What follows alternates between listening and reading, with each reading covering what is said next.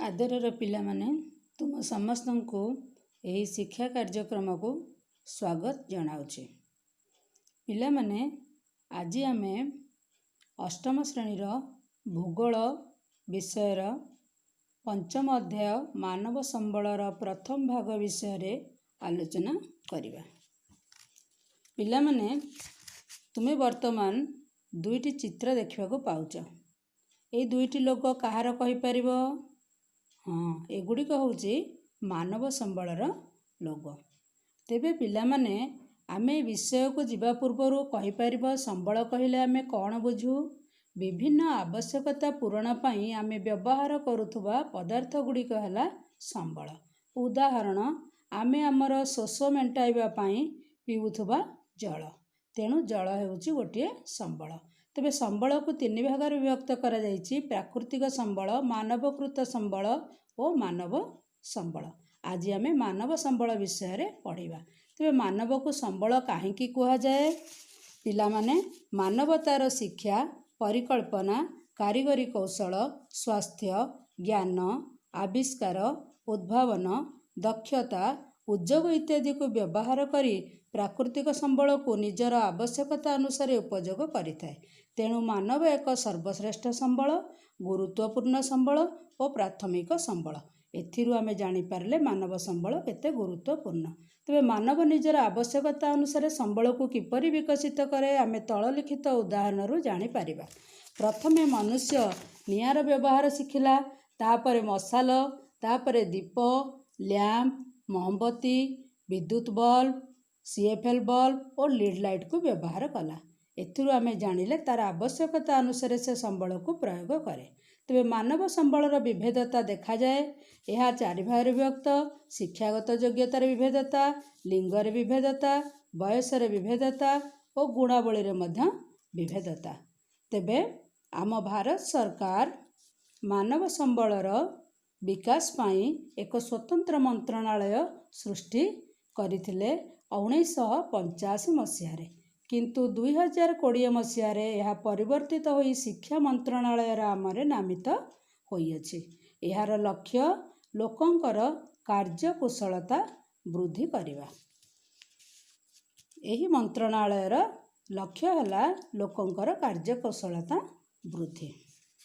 तेबे पिला माने वर्तमान आमे गोटे चित्र देखिबा। ए चित्र देखि कहलो पृथ्वीर सबु जगार लोक माने समान भाव में बसवास करती कि ना? केउठारे अधिक तो केउठारे कम।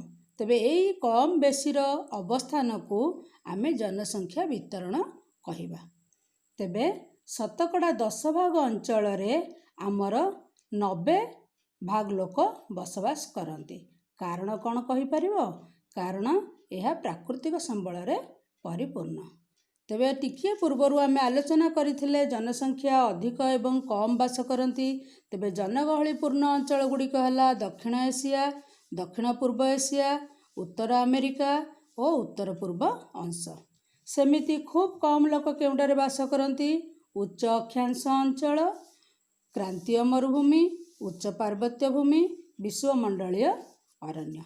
तापरे आमर पृथ्वी दुईटी गोलार्धरे विभक्त होइछि।